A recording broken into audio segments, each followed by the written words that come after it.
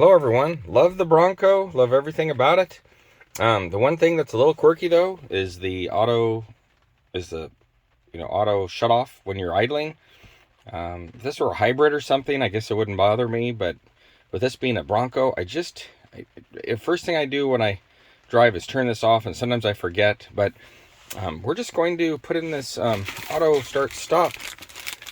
I guess it's a form of a relay, but it's really more than a relay. It's giving it a memory, so it'll still work. If you push the button and turn it off, it'll stay off. If you turn it on, it'll stay on. Even if you turn the vehicle on and off, it won't default back to where it turns on. And I've installed this on a Ford Expedition that I've owned and a Ford Raptor that I've owned, and they work great. And every time I get in this, I think that it's installed, and then when it shuts off at a light, once it's warm, I'm like, oh man, I got to get this installed. So my first upgrade for the Ford Bronco is going to be this auto stop eliminator. 99 bucks, whatever they cost, well spent. So let's go ahead and do that. Looks like it should be pretty simple. First step will be removing these Torx bits here, and that shouldn't be a big deal. Looks like I'm using a T30 to remove those, so let's go ahead and do that next. They're a little tight at first, but once you break them loose, I was able to break these loose by hand, so it wasn't that big of a deal. This is my vehicle is Cyber Orange. I found on CJ Pony Parts you can order this handle in orange. There's also inlays that you can put in there, but I thought, well, that's cool to make it match your color. So that's available for those of you who want to color coordinate with the outside of your vehicle. Once the screws are out, this obviously just pulls right off. Nothing to it. Next, there's a piece under here we need to remove. So you can see there is that trim piece underneath. We're going to be removing this one, and I put tape on there as recommended so it doesn't scratch anything. So let's go ahead and pop this off. You just kind of get something up in here, and it actually pretty easily comes off. I haven't had to work that hard at getting this out.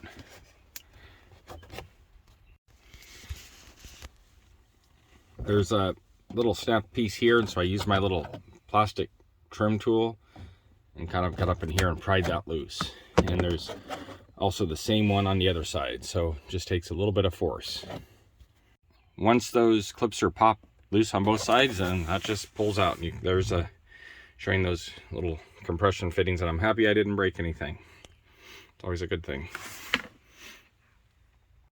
Okay, the next thing we need to do is remove that trim piece under the steering wheel, and also remove or open this. And there's a 7mm here that we need to remove, and then after we remove this trim piece over here, there's also a 7mm screw we need to remove over there. So open the glove box. Let's remove this next. So just with hand tools, I'm putting this up in here, and I can easily unscrew that. So this, you got these clips up top under the steering wheel. If you pull down out on this upper part first, these will pop out, and I put my seat forward so I can just set that down on my seat. I don't need to unplug anything or remove it any further. That actually came off very easily. Just kind of lightly tugging on the top over there, and then it reveals this screw right here that just comes out, so then we can pull our AC console out to put in the auto start stop behind that switch. So now the next thing we need to do is just pull off this HVAC center console unit with the radio too, and just displace that forward to get inside of there and put the actual switch in. I went ahead and put a towel down so that it wouldn't hurt anything when this falls forward onto this towel. Don't want to scratch your new any of your new knobs or any of that dash bezel. I tried a few different pry marks from up here using my plastic trim tool. It wasn't having success, so the best way to do this is to grab underneath and give it a yank, and I was able to just pull, and then that starts to come loose. So then we'll work on the top ones. Okay, out of all of them, this HVAC console is probably the biggest struggle. It has a bunch of clips along the top. It does seem to help to lightly release the bottom, and then once the bottom's released, put the bottom, scoot it back in, and then release the top. If the bottom's out and you try releasing the top, I think you're going to break these because it puts them in a bind. So I released the bottom by grabbing down low, and then I went back, put the back in but not snapped in, and then I went back and released the top. So now it's just a matter of I believe it's this top fitting right here, and we'll put our relay auto start stop relay in there. To unplug that, the factory connector, there's just a top piece here. You're gonna depress that and then pull it out, and then this is just kind of a pigtail, so you'll take the same connection that came out. You can see these are similar, and this will go in the top middle connector here. You'll put that in there, make sure it clicks, and then you'll just put this other one in line with the factory connector. This will plug in here, nothing to it. So here I am plugging in that other connector. Okay, now it's just a matter of zip tying this all together with the zip ties they provide, and snap it all back together, which is really, honestly, will be the easy part. I just zip tied that neatly to the factory harness, and then this is just gonna slip back in there. And best of all, I didn't break any of the snaps on the back of these, but I did take my time. So if you take your time, I think you'll do fine. And then as you're putting this together, there's kind of an alignment pin here, right there, that's gonna go in this hole here. So just line that up before you snap it all back together. At this point, before you put everything together, probably be a good idea to start the vehicle, make sure the auto start stop works. So just kind of a sub point there. So I did snap this dash back together, looking good. Now we're going to put our screws back in, snap that piece on, snap our trim piece on. We'll close that, and should be all set. Snapped the piece underneath the steering wheel back into place. That was really easy. First, I snapped that under piece on down here. That went on without a problem. Remove the tape, and now we'll just put our handle on and our two screws right there. Okay, handle is back on. Now let's test it to see if the auto start stop works. Okay, let's check this function. What I like about it is you can toggle it on and off and retain the usual function of the auto start stop. So what this does is gives it a memory. So we're going to turn it off. It says off. Also says it's deactivated up here.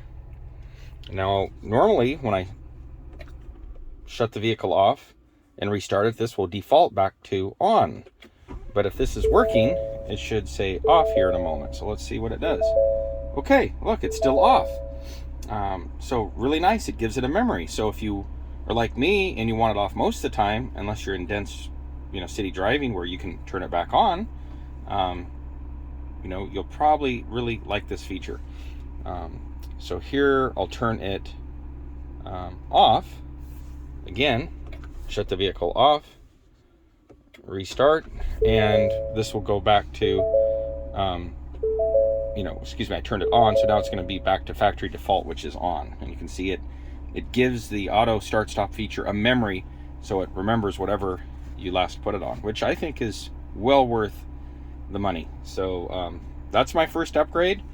My second upgrade is going to be a screen protector. As you can see, I've left the factory cover on here, but I got a 12-inch protector cover here that we're going to go ahead and put on in a next future video. So keep watching for more Bronco related content, including some of these little upgrades like this, plus oil changes and other things. Hello everyone, love the Bronco, love everything about it. The one thing that's a little quirky though is the auto shut off when you're idling.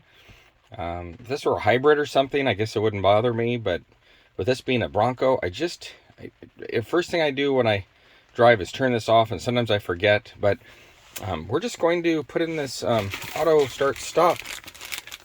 I guess it's a form of a relay, but it's really more than a relay. It's giving it a memory, so it'll still work. If you push the button and turn it off, it'll stay off. If you turn it on, it'll stay on. Even if you turn the vehicle on and off, it won't default back to where it turns on. And I've installed this on a Ford Expedition that I've owned and a Ford Raptor that I've owned, and they work great. And every time I get in this, I think that it's installed, and then when it shuts off at a light, once it's warm, I'm like, oh man, I got to get this installed. So my first upgrade for the Ford Bronco is going to be this auto stop eliminator. 99 bucks, whatever they cost, well spent. So let's go ahead and do that. Looks like it should be pretty simple. First step will be removing these Torx bits here, and that shouldn't be a big deal. Looks like I'm using a T30 to remove those, so let's go ahead and do that next.